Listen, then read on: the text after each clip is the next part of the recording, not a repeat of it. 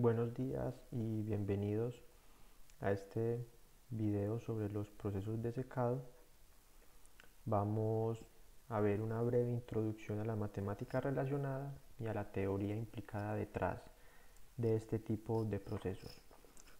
Este tipo de situaciones, los procesos de secado son muy comunes, por ejemplo, en la industria alimentaria o en la industria farmacéutica, por ejemplo, en el proceso de fabricación de pan, por poner solamente un ejemplo. Los procesos de secado se usan entonces para retirar cierta cantidad de agua de un producto. Partimos entonces de un producto húmedo, un producto que tiene cierta cantidad de agua, que al final queremos obtener seco, es decir, la masa del producto solamente sin el agua.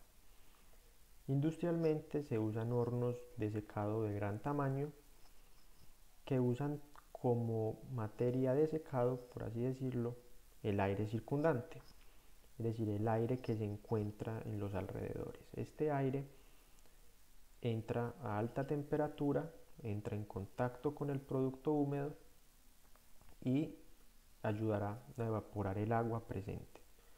Este aire vamos a denominarlo inicialmente aire seco, no es 100% seco, tiene ciertas trazas de agua propias de su localización geográfica, pero por el momento lo denominaremos aire seco, y al final del proceso saldrá como aire húmedo, es decir, el producto pierde agua y el aire la gana. En otras palabras, el producto le pasó el agua al aire caliente. Si quisiéramos entonces ver un balance de materia, partamos del producto húmedo. Tenemos una masa de producto seco con una cantidad de agua. Si por ejemplo tengo 100 gramos de producto con una humedad relativa del 30%, tengo entonces 130 gramos de producto húmedo.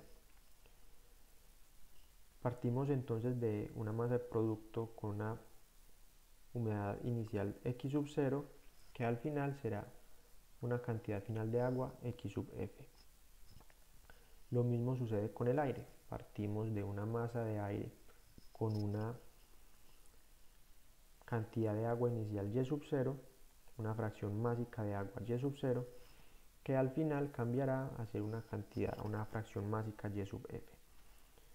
Si el producto pierde agua, esto quiere decir que x sub f es menor a x sub 0.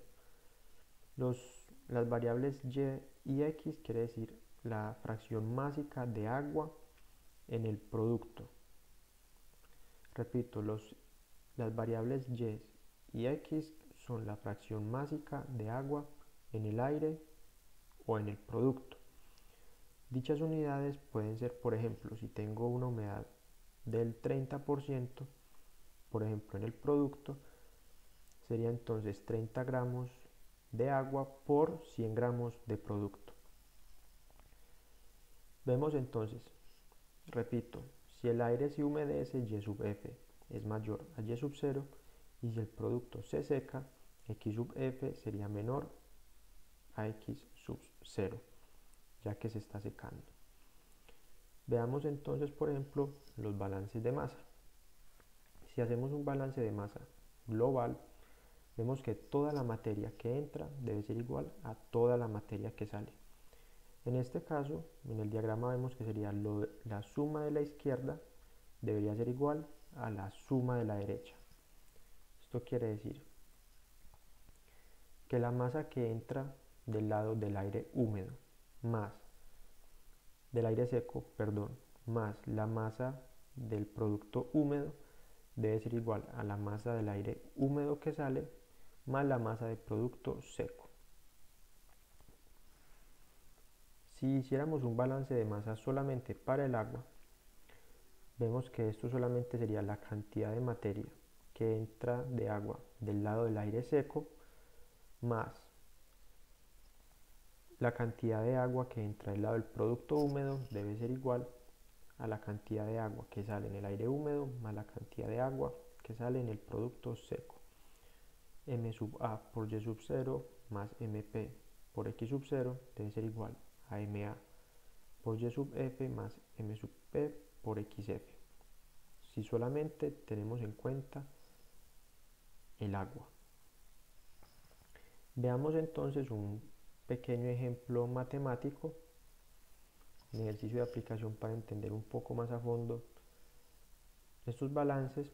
Este ejercicio no necesariamente cumple con las leyes termodinámicas, pero sirve para dar una introducción a los balances de materia de este tipo de aplicaciones.